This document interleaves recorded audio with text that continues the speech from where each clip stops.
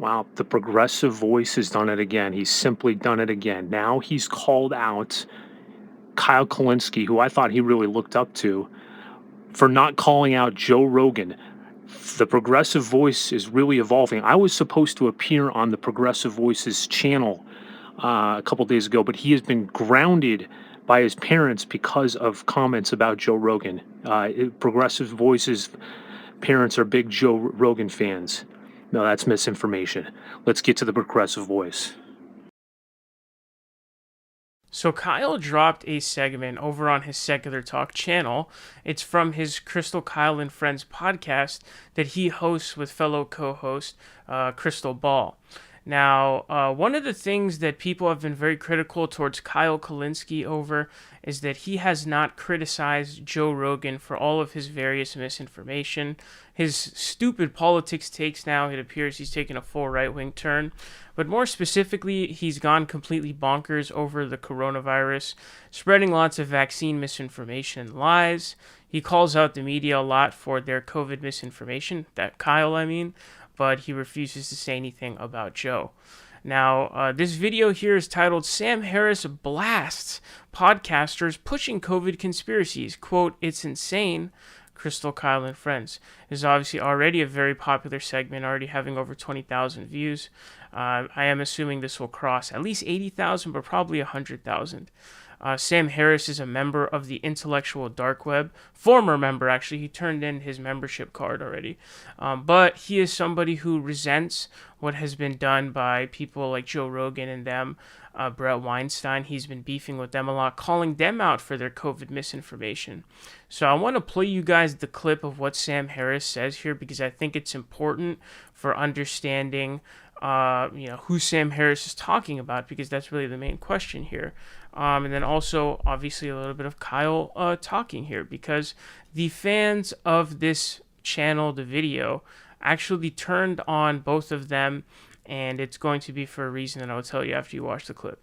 So there's an opinion that has solidified on the right politically, and it appears at other points on the political spectrum, but it's mostly on the right, I would say, and it's also taken hold out in the alternative media wilderness among podcast, Substack, newsletter writers, that much of what has been communicated about COVID by the government and by the mainstream media has amounted to really a hoax, right? And then much of what we've done and demanded that others do in response to COVID has been, therefore, unnecessary and even unethical. And so everything from lockdowns to school closures to mask mandates to the vaccination campaign itself to downplaying the efficacy of ivermectin, right? All of this has been done for sinister political motives and based on corporate greed, right? So what we have now is something, the tens of millions of people, at least, believe that our entire response to COVID, basically everything we've done for the last 18 months or so, has had the ulterior purpose of increasing social control, right? And basically, yes, we've got people, this is the explicit claim one hears from all these quarters now, that the whole purpose of this has been to soften us up for some kind of Orwellian acquiescence to state power. And then with respect to the vaccines in particular, it's also being driven by just the sheer profiteering motive of pharmaceutical companies. Now, there are many specific Which is odd because, of course, the vaccines are free to the citizenry. But anyway, go on. Right. Oh, yeah. So we should just unpick all of this. But there are specific policies that one could debate, obviously. I guess at the moment, I think I'm currently uncertain about why kids in schools where all the kids have been vaccinated are still wearing masks.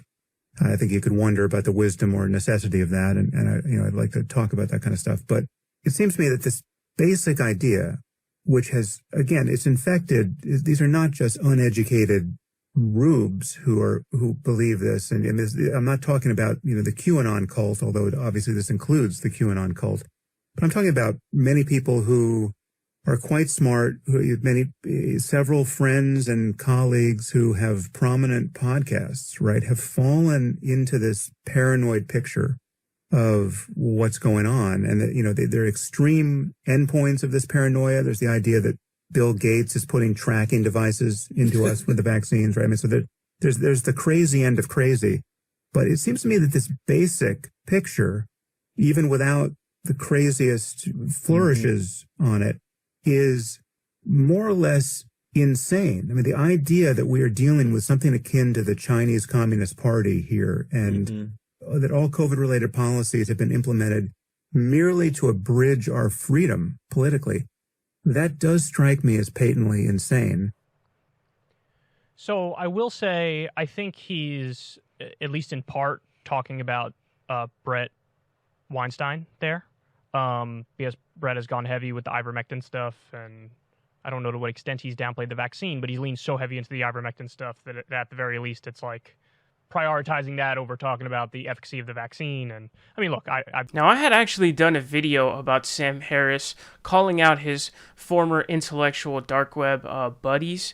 Specifically, he seemed to be very angry with Brett Weinstein, but also obviously he was very disappointed in Joe Rogan as well.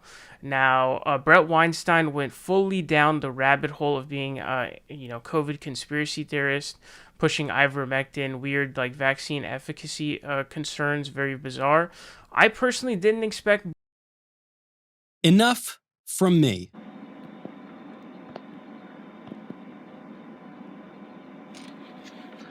And here's what you need to know about ivermectin. The FDA has not authorized or approved ivermectin for use in preventing or treating COVID-19. This is FDA.org.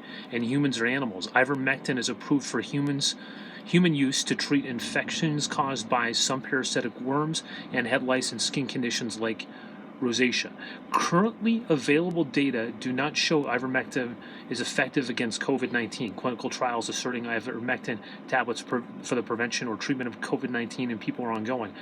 Taking large doses of ivermectin is dangerous. If your healthcare provider writes you an ivermectin prescription, fill it through a legitimate source such as a pharmacy and take it exactly as prescribed. Never use medications intended for animals on yourself or other people. Animal ivermectin products are very different from those approved for humans. Use of animal ivermectin for the prevention or treatment of COVID-19 in humans is dangerous. What is ivermectin and how is it used? Ivermectin tablets are approved by the FDA to treat people with intestinal something and Osaka-Laka-Rotius, two conditions caused by parasitic worms. In addition, some topical forms of ivermectin are approved to treat external parasites like head lice and for skin conditions such as rosacea. Okay, so they really don't know at this point because the clinical trials are ongoing. Some of it looks positive, but why not just take the vaccine? The vaccines typically they put a very low percentage of the virus into your body, and that enables your body to build antibodies and learn how to fight off the virus. Why not just take the vaccine?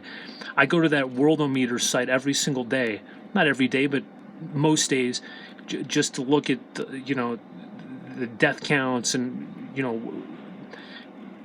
where the virus is really going crazy, and you can see that the states where there's a very low vaccination rate, they have a higher percentage of deaths and people getting the virus in general. So there you go. The progressive voice is right here. And just to touch on another point that the progressive voice was making, he didn't get so into it, but I have noticed that in general, he was talking about Kyle Kalinske not calling out Joe Rogan.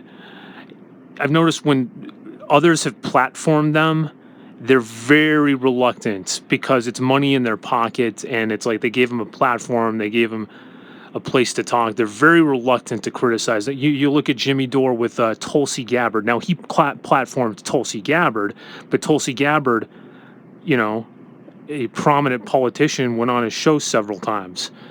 And, I never really heard him to any large extent call her out. especially in the direction she's going now.